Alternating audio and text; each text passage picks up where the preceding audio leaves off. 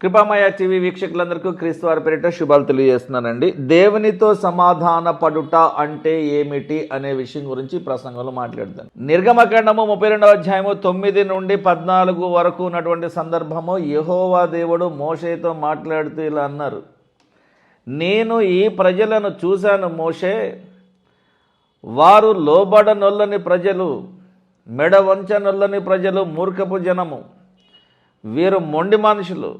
కాబట్టి నువ్వు ఊరకుండు, నువ్వు మాట్లాడకు, మధ్యలో రావద్దు. నువ్వు నా కోపము వారి మీద మండుతున్నది, అది దేవుని ఉగ్రత. నేను వారిని కాల్చి బూడిద చేసేస్తాను, నిన్ను గొప్ప జనముగా చేస్తాను. నీ ప్రజలు నాకు ప్రజలై ఉంటారు, నీ వారు నాకు ప్రజలై ఉంటారు, వారికి నేను దేవుడనై ఉంటాను అని అన్నప్పుడు మోషే తన దేవుడైన యెహోవాను బ్రత్యమాలుకొని, యెహోవా దేవా, దేవా యెహోవా, నీవు మహాశక్తి వలన బాహుబలము వలన ఐగుప్తు దేశములో నుండి రప్పించిన నీ ఈ ఇశ్రాయేలు ప్రజల మీద నీ కోపము మండనేల ప్రభువా. ఆయన కొండలలో వారిని అనగా ఇశ్రాయేలీయులను చంపునట్లును, భూమి మీద నుండి వారిని నశింపచేయనట్లును, కీడు కొరకే వారిని తీసుకుని పోయినని ఐగుప్తీయులు ఎలా చెప్పుకొనవలసిన పరిస్థితి రావాలను దేవా.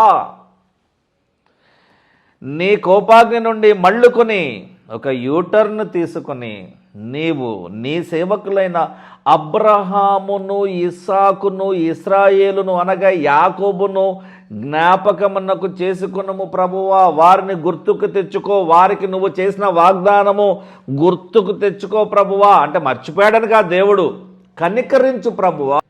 నీవు వారితో ఆకాశ నక్షత్రముల వలె మీ సంతానమును అభివృద్ధి చేసి నేను చెప్పిన ఈ సమస్త భూమిని మీ సంతానమునకు ఇచ్చేదననియు వారు నిరంతరము దానికి అనగా ఆ వాగ్దాన దేశమునకు, కనాను దేశమునకు, ఇప్పుడు పిలువబడుతున్నటువంటి ఇశ్రాయేలు అను దేశమునకు హక్కుదారులు అవుతారని వారితో నీ తోడు అని నువ్వు ప్రమాణం చేసావు కదా దేవా. దేవుని ప్రమాణమును దేవునికే గుర్తు చేసిన మోషే గారు ఇక్కడ కనిపిస్తున్నాడు. అద్భుతం, మహానుభావుడు. సరే, నేను చేస్తానని చెప్పిన ఆ కీడును గురించి కొంచెం కన్సిడర్ చేసి సరే పక్కన పెట్టేస్తానులే. సరే, ఇప్పటికైతే నేను నా కోపాన్ని, నా ఉగ్రతని వారి మీద రగులుకునేలాగా చేయను. ఓకే, దురాత్మగా ఉన్నటువంటి సాతాను మన ఆత్మ నాశనం అయిపోవాలని సకల విధాలుగా ప్రయత్నం చేస్తాడు. పౌలు గారు రోమా సంఘానికి రాసినటువంటి పత్రికలో 5వ అధ్యాయము 12వ వచనంలో ఇలా రాస్తా ఉన్నారు, ఒక మనిషిని ద్వారా అనగా ఆదాము నుండి పాపము ద్వారా ఆత్మీయ మరణమును లోకంలోనికి ఎలాగూ ప్రవేశించినో అలాగుననే మనుషులందరూ పాపము చేసినందున ఆత్మీయ మరణము అందరికీ సంప్రాప్తమాయను. అందరికీ అంటువ్యాధులాగా అంటుకున్నది. మనకు ఆశీర్వాదము రాకుండా అడ్డుపడుతున్నది మన పాపమే. ఈ పాపం ఎక్కడి నుంచి వచ్చింది? అపవాది నుంచి మనకు వచ్చింది. ఇదే రోమపత్రిక 6:23లో పాపము వలన వచ్చు జీతము మరణము, అయితే దేవుని కృపావరము మన ప్రభువు అయిన క్రీస్తు యేసునందు నిత్య జీవము అని ఉన్నది. కాబట్టి పాపము వలన వచ్చు జీతము మరణము. కాబట్టి ఈ మరణాన్ని తప్పించుకోవడానికి దేవుడు మనకి ఇచ్చినటువంటి ఒక అద్భుతమైన పర్మనెంట్ సొల్యూషన్ ఏంటంటే, దేవుని యొక్క కృపావరమైనటువంటి బహుమతి ఏంటంటే, యేసుక్రీస్తు ప్రభును నమ్ముకుంటే మీరు పాపం నుంచి తప్పించుకుంటారు. సెకండ్ పాయింట్, నిత్య జీవనంలోకి ప్రవేశిస్తారు. యెషయా గ్రంథము 64వ అధ్యాయం 6వ వచనంలో, మేమందరము అపవిత్రుల వంటి వారమైతే మీ దేవా, మా నీతి క్రియలన్నీ మురికి గుడ్డవలే అయిపోయినాయి, మేమందరము ఆకువలే వాడిపోతే అయిపోయింది, గాలివాన కొట్టుకుని పోనట్లుగా మా దోషములు మమ్మను కొట్టుకుని పోయాను, ఎక్కడికి? దేవునికి దూరముగా, నరకానికి దగ్గరగా కొట్టుకుపోయాను. మన స్వనీతి దేవునితో సమాధాన పడేలాగా చేయలేదు. రోమా సంఘానికి రాస్తూ 4:25లో పౌలు గారు అంటున్నాడు, ఆయన యేసుక్రీస్తు, ఆయన అంటే యేసుక్రీస్తు మన అపరాధముల నిమిత్తము అనగా మన పాపముల నిమిత్తము మరణమునకు అప్పగింపబడి మనము ఆత్మీయముగా నీతిమంతులముగా తీర్చబడుటకై పాపము అనే మరణము నుండి లేపబడను అనగా నిత్య జీవమునకు మార్గము సిద్ధపరిచిన యేసుక్రీస్తు ప్రభు ఇక్కడ కనిపిస్తా ఉన్నాడు. ఈ ఆధ్యాత్మిక మరణము నుంచి తప్పించి పరలోక ప్రయాణమునకు మార్గము సుగమము చేయడానికి వచ్చిన వాడే యేసు ప్రభు అండి. ఈ యేసు ప్రభువును గురించినటువంటి ప్రవచనము ఆల్రెడీ యెషయా గారు 9వ అధ్యాయము 6వ వచనంలో రాసేశారు.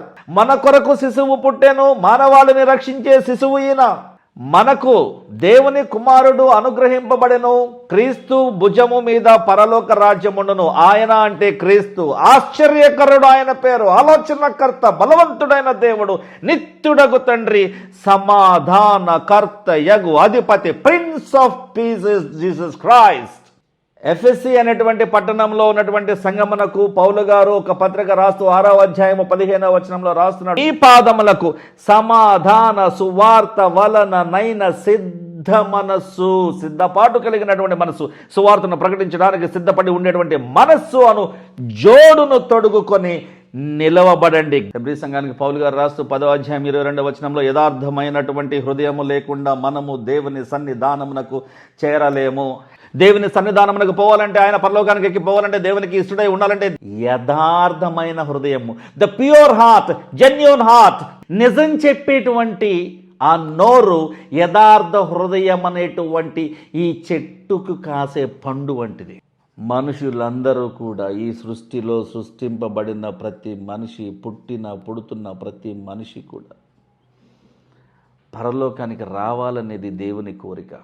మనము దేవునితో సమాధాన పడాలంటే ఈ లోకంలో ఉన్నటువంటి వాటన్నిటినీ ఒక పక్కన పెట్టేసి దేవుని వైపు తిరిగి దేవునితో ఎక్కువ సమయం గడిపి దేవుని మీద ఆధారపడే వారముగా ఉంటే దేవుడు మన అంతరంగములో ఉన్నటువంటి మన ఆలోచనను, లక్షణాలను, స్వభావాన్ని, మన విశ్వాస పరిమాణాన్ని చూసి, ఓకే, ఈ భక్తుడు, ఈ భక్తురాలు నన్ను ఇంతగా నమ్ముతున్నారు కాబట్టి వీళ్ళని ఈ స్థాయిలో ఉంచుతాను అని అనుకుంటాడు.